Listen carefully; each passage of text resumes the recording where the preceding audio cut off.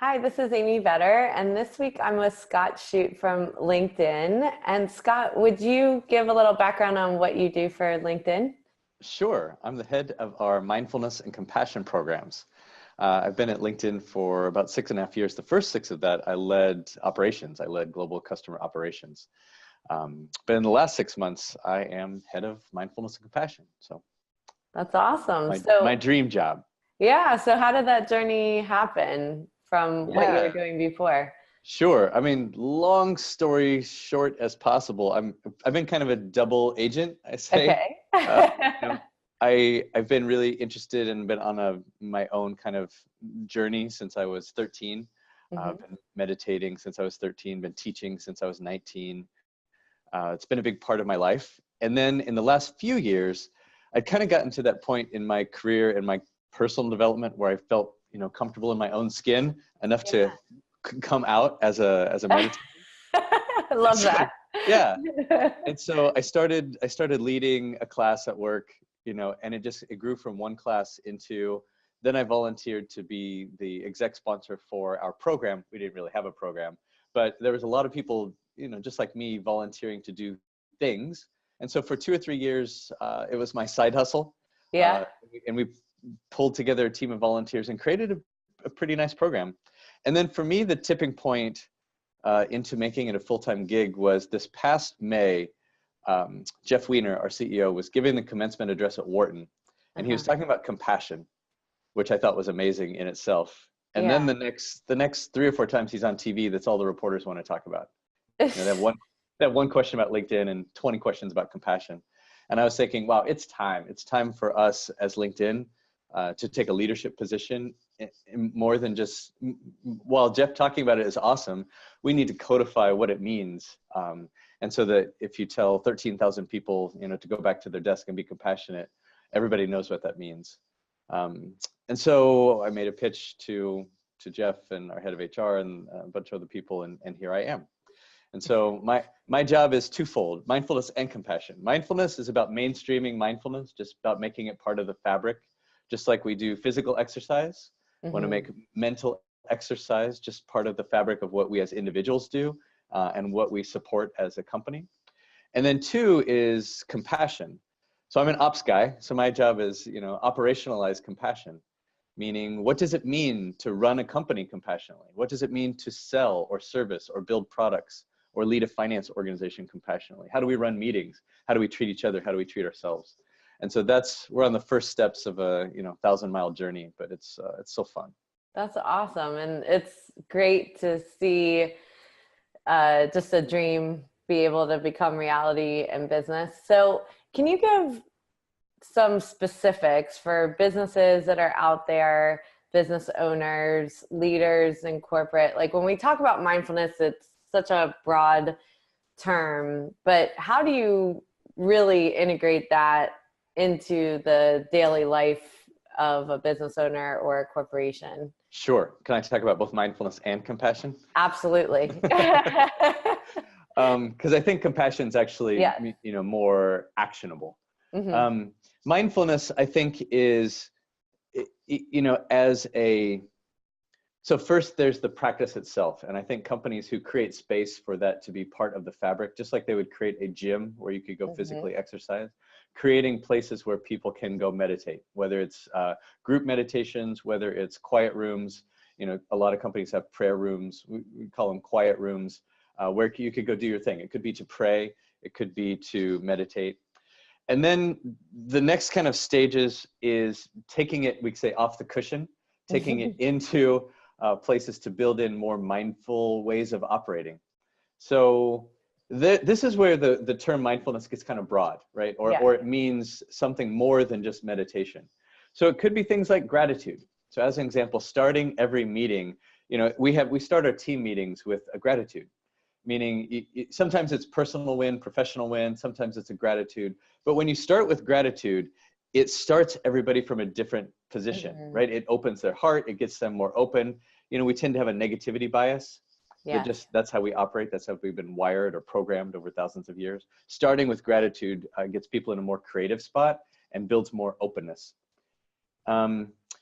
setting your technology. So as an example, this is both a technology and a cultural way of doing things, but having your meetings end at 25 or 55 past the hour and giving people 5 minutes to get to their next meeting, or the other way around, starting every meeting 5 minutes after. If you can build that into the culture, and this is a challenge, if you can build that into the culture, it gives people just a little bit of breathing room in between meetings. For me, I think compassion is perhaps even more interesting, because compassion at its root, like there's lots of definitions, but it's understanding someone's situation or their suffering, coupled with both the ability and desire to help. Well, that could mean customers, really deeply understanding our customers, coupled with the ability and desire to help them. So what we know, what's been, some research around, is that companies who are, I'll use Adam Grant's term, otherish, companies who are otherish instead of selfish, meaning, most companies are thinking about top line, bottom line, kind of the shareholder perspective. If we move beyond that to have this triangle of balance between ourselves, top line and bottom line, the customers, and our employees, that's where true compassion can happen. And some companies get lucky, like they have a great product, but they're not really thinking about their customers, or they're making so much money that their employees are happy, but they haven't really built in the processes to intentionally make employees happy. So I think this is the root. If we start things from this idea that we're going to service something bigger than ourselves, right? We're going to really truly provide value for our customers. We're really truly providing value for our employees. So let me give just a few examples of what that means.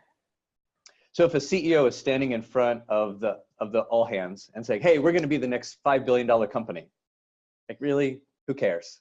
Like, and I've been in that crowd, and it's like, okay, that's kind of exciting.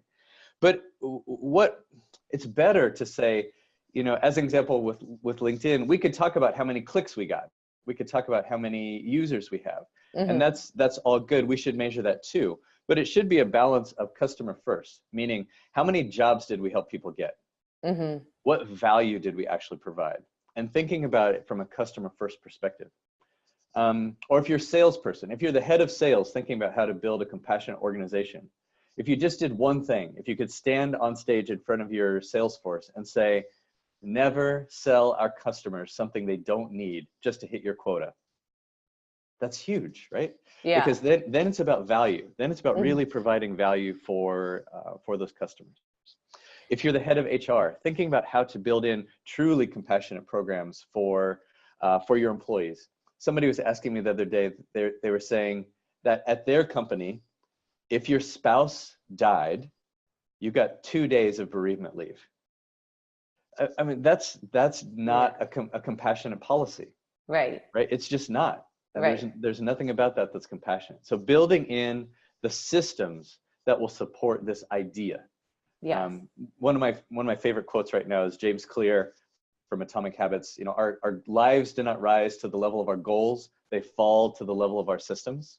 So in the same way, if we intend to build a mindful or conscious or compassionate organization, we have to build in the systems that support that. Otherwise, it's just idealism and it doesn't turn into anything. Yeah. And I think one of the struggles for workplaces building this in is you absolutely have to build these systems in. But like you said, everybody's mindset is a little bit different. You have individualized approaches you may need to take where some people might be uncomfortable, or there's some reason they're tapping out of it, or they're not as engaged with it as you'd hope for. So where does it go wrong? What kind of things come up, and how does a corporation handle that? Yeah, I think so. All of this starts with company culture, and it starts at the top, right? I think compassion is for me an easier way to talk about it, because it's hard to be against compassion. Right. You could talk about mindfulness, and some people are like, look, meditation's not for me. That's different, right? But compassion is about, we want to help other people. Like, if you talk to any C-level person and say, don't you want to provide value for your customers? Like, that's really hard to argue with. Right. So to answer your question, I've seen mindfulness things go wrong, where we'll bring in someone who's from the outside. They're all about meditation, and they Right. don't speak the language of the company. Right? So they'll come in and do a meditation where we're going to eat a raisin and take 20 minutes to eat the raisin. Yeah. That may be great if you're on Right. a four-day retreat of people Right. who are really into it, and it's another modality of going deep, but Right. it's not great in the corporate environment. Yes. So you have to speak the language of the company. You have to do, it's the balance of the three things. You have to do what's right for the company. And what's right for the company, what we've proven is that companies who build this magic triangle and they take care of the three things, they actually make more money. They're actually more successful over time. And so this is not just a feel-good thing. It's just, the next wave of it. This is how you succeed in business. This is how you succeed as a company, as a team, as an individual. And so really trying to codify the things that really work there. And so what works is integrating it, speaking the language, building into the culture, starting with leadership on down. What doesn't work is having something that just doesn't fit into the company culture.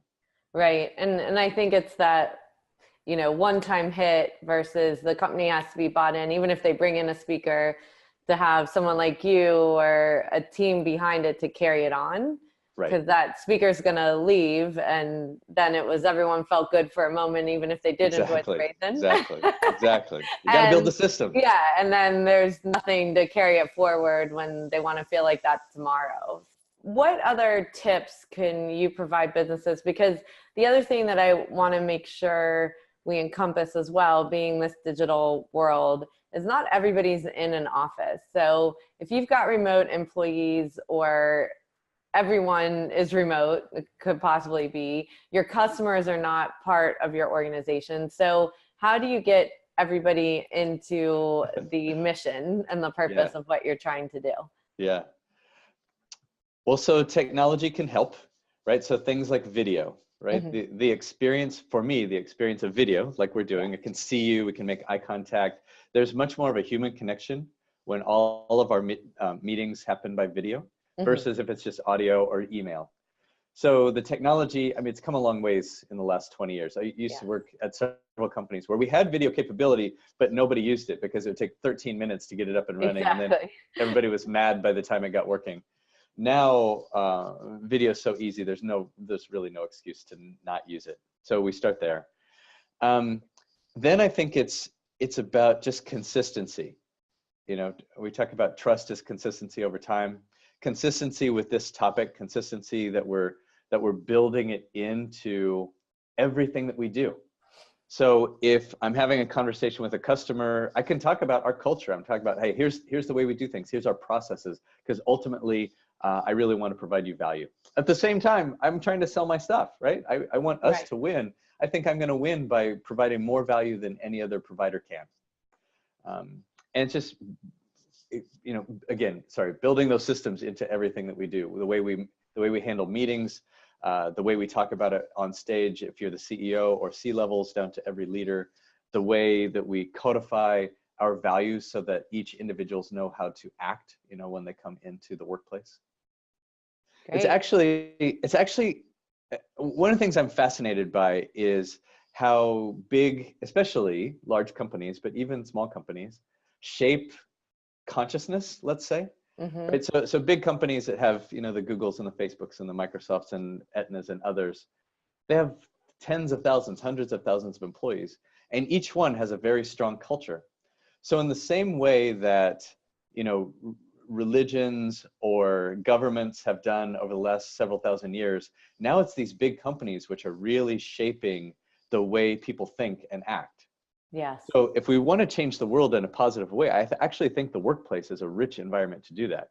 So if we lead from a conscious perspective, so as an example, at LinkedIn, we have a very strong culture, and it's kind of one of those where if you don't fit in, it's not going to work. No matter how good you were, if you don't fit into the culture, it's just not going to work. But we talk about, here's how you treat people. You treat people beautifully. We expect, diversity and inclusion and belonging. So that means you have to learn how to get along with every flavor of the rainbow. And I think that is a beautiful thing. And so it's a powerful thing. Yeah. Well, great. Is there any last tips you want to provide anybody that we didn't cover today? Wow. I think if you're starting, if you're a single person, and you feel like you're a drop in the ocean, just start. Yes. Don't wait for the company to do it. Just start doing something. So for me, and it's not just me, a lot of people, I was one person. I started a meditation class. There was one person that came the very first time I did it. And we just kept plugging away, and 3 or 4 years later, it's a thing. Yeah. Right? And so it can happen organically. You can wait for the top stand to happen. You can wait and say, well, my company doesn't really, but each one of us can do something. So I'd say no matter who you are, do what you can. That's awesome. Well, thank you so much for your time today. I really appreciate it. I think this will be really helpful. My pleasure. Thanks for having me.